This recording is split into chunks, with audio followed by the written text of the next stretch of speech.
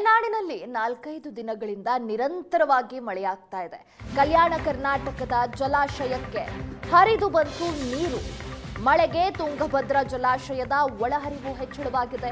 ಜಲಾಶಯದ ಒಳಹರಿವು ಹೆಚ್ಚಾಗಿದ್ದಕ್ಕೆ ರೈತರಲ್ಲಿ ಮಂದಹಾಸ ಮೂಡಿದೆ. ಕೊಪ್ಪಳದ ಮುನೀರಾಬಾದ್ ಬಳಿ ಇರುವ ತುಂಗಭದ್ರಾ ಜಲಾಶಯ ಕಳೆದ 3 ದಿನಗಳ ಹಿಂದಷ್ಟೇ 9.29 ಟಿಎಂಸಿ ನೀರು ಸಂಗ್ರಹವಾಗಿತ್ತು. ಆದ್ರೀಗ ಜಲಾಶಯದಲ್ಲಿ 13.67 ಟಿಎಂಸಿ ನೀರು ಸಂಗ್ರಹವಾಗಿದೆ. ಜಲಾಶಯಕ್ಕೆ ಒಳಹರಿವು ಆರಂಭದ ಹಿನ್ನೆಲೆ ರೈತರು ಸಂತಸಗೊಂಡಿದ್ದಾರೆ. ಮುಂಗಾರು ಆರಂಭವಾಗಿ 1 ತಿಂಗಳ ಕಳೆದರೂ ಕೂಡ ಯಾವುದೇ ಒಳಹರಿವು ಇಲ್ಲದೆ ಖಾಲಿಯಾಗಿದ್ದಂಥ ತುಂಗಭದ್ರಾ ಜಲಾಶಯಕ್ಕೆ ಇದೀಗ ಜೀವ ಕಳೆ ಬಂದಿರತಕ್ಕಂಥದ್ದು. ಕಳೆದ 3 ದಿನಗಳಿಂದ ಕೂಡ ನಿರಂತರವಾಗಿ ತುಂಗಭದ್ರಾ ಜಲಾಶಯಕ್ಕೆ ಒಳಹರಿವು ಇರತಕ್ಕಂಥದ್ದು. ನನ್ನ ದೃಶ್ಯದ ನಿಮಗೆ ಹಿಂಭಾಗದಲ್ಲಿ ತೋರಿಸ್ತಾ ಇದ್ದೀನಿ. ಏನು ಕೊಪ್ಪಳ ತಾಲೂಕಿನ ಮುನೀರಾಬಾದ್ ಬಳಿ ಇರತಕ್ಕಂಥ ತುಂಗಭದ್ರಾ ಜಲಾಶಯಕ್ಕೆ ಸದ್ಯ 31,456 ಕ್ಯೂಸೆಕ್ಸ್ನಷ್ಟು ಒಳಹರಿವು ಇರತಕ್ಕಂಥದ್ದು. ಪ್ರಸ್ತುತ ಜಲಾಶಯದಲ್ಲಿ ಏನು ಇಂದು 13.67 ಟಿಎಂಸಿಯಷ್ಟು ನೀರು ಇಂದು ಸಂಗ್ರಹವಾಗಿದೆ. ಕಳೆದ ವರ್ಷ ಇದೇ ದಿನದ ನೀರಿನ ನಾವು ಸಂಗ್ರಹವನ್ನು ನೋಡೋದಾದರೆ 75.84 ಟಿಎಂಸಿಯಷ್ಟು ನೀರು ಕಳೆದ ವರ್ಷ ಸಂಗ್ರಹ ಆಗಿತ್ತು.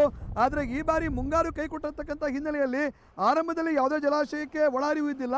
ಪ್ರಸ್ತುತ ಕಳೆದ 3-4 ದಿನಗಳಲ್ಲಿ ಕೂಡ ಮಲೆನಾಡಿನಲ್ಲಿ ಉತ್ತಮವಾದಂಥ ಮಳೆ ಆಗ್ತಕ್ಕಂಥ ಹಿನ್ನೆಲೆಯಲ್ಲಿ ಜಲಾಶಯಕ್ಕೆ ಈಗ ಜೀವಕಳೆ ಬಂದಿದೆ. ಏನು ಪ್ರಸ್ತುತ ಈ ಒಂದು ಜಲಾಶಯವನ್ನು ನೆಚ್ಚಿಕೊಂಡು ಕೊಪ್ಪಳ, ರಾಯಚೂರು, ಬಳ್ಳಾರಿ, ವಿಜಯನಗರ ಸೇರಿದಂತೆ ಆಂಧ್ರ, ತೆಲಂಗಾಣ ರಾಜ್ಯಗಳ 16 ಲಕ್ಷ ಹೆಕ್ಟೇರ್ ಏನು ಪ್ರದೇಶದಲ್ಲಿ ಭತ್ತವನ್ನು ಬೆಳೀತಾರೆ. ಇದರಿಂದಾಗಿ ಅವರಿಗೆ ಕಳೆದ ವರ್ಷವೂ ಕೂಡ ಜಲಾಶಯದ ಕ್ರಶ್ ಗೇಟ್ನ ಸಮಸ್ಯೆಯಿಂದಾಗಿ 2ನೇ ಬೆಳೆಗೆ ನೀರನ್ನು ಬಿಟ್ಟಿಲ್ಲ. ಆದರೆ ಈ ವರ್ಷ ಮುಂಗಾರ ಆರಂಭದಲ್ಲಿನೇ ಜಲಾಶಯದಲ್ಲಿ ಯಾವುದೇ ಒಳಹರಿವು ಇದ್ದಿಲ್ಲ. ಆದರೆ ಹೀಗಾಗಿ ರೈತರು ಸಾಕಷ್ಟು ಆತಂಕಕ್ಕೆ ಒಳಗಾಗಿದ್ದರು. ಆದರೆ ಪ್ರಸ್ತುತ ಜಲಾಶಯಕ್ಕೆ ಉತ್ತಮವಾದಂಥ ಒಂದು ಒಳಹರಿವು ಇದೆ ಅಂತ ಹೇಳ್ಬೋದು. ಪ್ರಸ್ತುತ ಜಲಾಶಯದಿಂದ ಕೇವಲ 170 ಕ್ಯೂಸೆಕ್ಸ್ ನೀರನ್ನು ಮಾತ್ರ ಹೊರಬಿಡಲಾಗ್ತಾ ಇದೆ. ಜಲಾಶಯಕ್ಕೆ ಪ್ರಸ್ತುತ 31,456 ಕ್ಯೂಸೆಕ್ಸ್ನಷ್ಟು ನೀರು ಒಳಹರಿವು ಇರತಕ್ಕಂಥದ್ದು. ಸಹಜವಾಗಿಯೇ ಈ ಒಂದು ಉತ್ತಮವಾದಂಥ ಮಳೆ ಆಗ್ತಕ್ಕಂಥ ಹಿನ್ನೆಲೆಯಲ್ಲಿ ಮಲೆನಾಡು ಪ್ರದೇಶದಲ್ಲಿ ರೈತರು ಹೆಚ್ಚಿನ ಸಂತಸದಲ್ಲಿದ್ದಾರೆ. ಯಾಕಂದರೆ ಕಾಲುವೆಗಳಿಗೆ ನೀರು ಬಿಡಬೇಕಾದ್ರೆ ಸುಮಾರು 40 ಟಿಎಂಸಿಯಷ್ಟು ನೀರು ಕನಿಷ್ಠ ಬೇಕೇ ಬೇಕು. ಆದರೆ ಪ್ರಸ್ತುತ ಜಲಾಶಯದಲ್ಲಿ ಕೇವಲ 13.67 ಟಿಎಂಸಿಯಷ್ಟು ಮಾತ್ರ ನೀರಿದೆ. ಇನ್ನುಳಿದಂಥ ನೀರು ಬಂದರೆ ಮಾತ್ರ ಜಲಾಶಯದಿಂದ ಏನು ಕಾಲುವೆಗಳಿಗೆ ನೀರನ್ನು ಬಿಡ್ಬೋದಾಗ್ತದೆ. ಯಾಕಂದರೆ ನಾನು ಮೊದಲೇ ಹೇಳಿದಾಗೆ ಭತ್ತವನ್ನು ಈ ಪ್ರದೇಶದಲ್ಲಿ ಹೆಚ್ಚಿನಾಗಿ ಬೆಳೀತಾರೆ.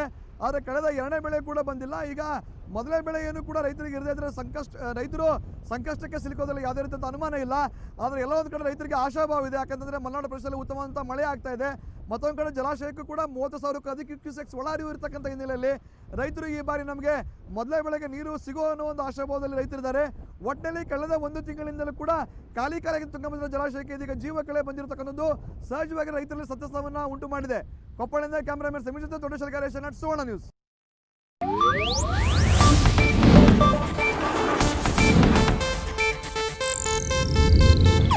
ಇದು ಏಷ್ಯಾನೆಟ್ ನ್ಯೂಸ್ ನೆಟ್ವರ್ಕ್ ಪ್ರಸ್ತುತಿ.